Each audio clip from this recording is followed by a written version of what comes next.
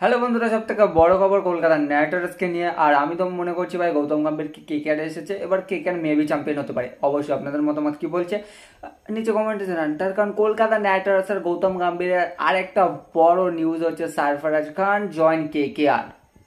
পুরো বিস্তারিত বলছি, শেষ পর্যন্ত দেখো। আর এবার ভাই চ্যানেলটাকে সাবস্ক্রাইব করো, তার কারণ সরফরাজ খান কলকাতা নাইট রাইডার্স দলে আসতে পারে এমনটা একটা সবচেয়ে বড় রিমার।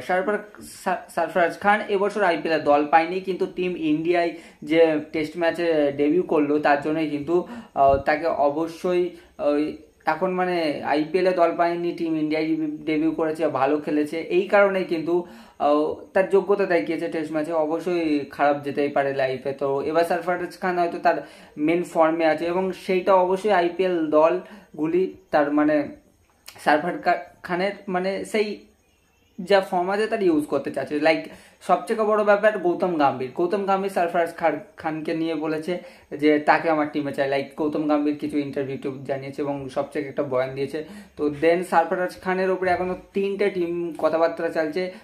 সবার প্রথমে কলকাতা নাইট রাইডার্স অনেকটা এগিয়ে, দেন এলএসজি, এসআইএইচ আর শোনা যাচ্ছে সিএসকে। তো 3-4টে দল কথাবার্তা চলছে, কিন্তু সরফরাজ খান কলকাতা নাইট রাইডার্স দলে কেন জয়েন দিতে পারে? প্রথম কারণ wicket keeper. Kolkata night Riders KS ভারতকে নিয়েছে, উইকেট কিপার কিন্তু অত ভালো ফর্মে নেই, কিন্তু সরফরাজ খানকে কলকাতা নাইট রাইডার্স হয়তো 14টি ম্যাচই খেলাতে পারে। তার কারণ আপনারা জানেন গুডবাজের উপরে অতটা ভরসা পাচ্ছে না, জেসন রয় ঠিক ফর্মে আছে লাইক সরফরাজ খান, তাই জন্যে কিন্তু এবার সরফরাজ খানের উপরে ভাই একটা কোশ্চেন মার্ক থেকেই যাচ্ছে যে সরফরাজ খান চাই কোন দল আসতে।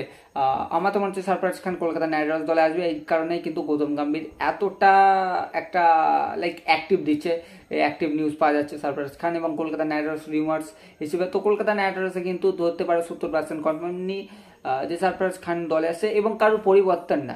কলকাতা নাইট রাইডার্সের কাছে এখনো টাকা আছে আর 23টি প্লেয়ার কিনেছে, এখনো 2টো প্লেয়ার স্লট খালি আছে। এই কারণে কিন্তু সরফরাজ খানকে কলকাতা নাইট রাইডার্স দলে আনতে পারবে, এটাই কারণ, এটাই রিজন। তো আজকের ভিডিও এইটুকু। ভিডিও ভালো লাগলে লাইক, কমেন্ট, শেয়ার, সাবস্ক্রাইব করবেন এবং সরফরাজ খানের নিউজটা কেমন লাগলো নিচে কমেন্টে জানান।